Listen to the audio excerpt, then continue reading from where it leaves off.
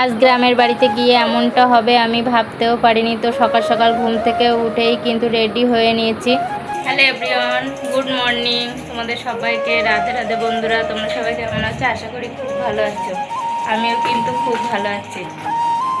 তো আবারও তোমাদের সবাইকে রয় ব্লগে ওয়েলকাম জানাচ্ছি। ব্লগটি সারাদিন দেখতে থাকো, আশা করি তোমাদের ভালো লাগবে। সবাই মিলে কিন্তু রেডি হয়ে নিয়েছি বাড়িতে যাওয়ার জন্য।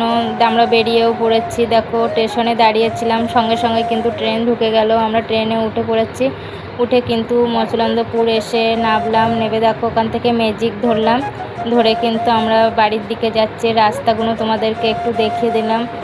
বাড়িতে এসে তারপরে কিন্তু আবার আমার হাজব্যান্ডকে একটু চোখের ডাক্তারের কাছে নিয়ে গিয়েছিলাম, কারণ ওর চোখে একটু লাল লাল মতন হচ্ছিল, তার জন্য কিন্তু নিয়ে গিয়েছিলাম। গ্রামের রাস্তাগুলো দেখো বৃষ্টি হয়েছে বলে কেমন জল জল মতন হয়ে গেছে। দেখো গ্রামের দিকে কিন্তু একটাই অসুবিধা, বৃষ্টি হলে কিন্তু কাদা জল হয়ে যায়, সেটাই কিন্তু একটু সমস্যা। নাইলে কিন্তু গ্রাম কিন্তু দেখতে খুব ভালো লাগে।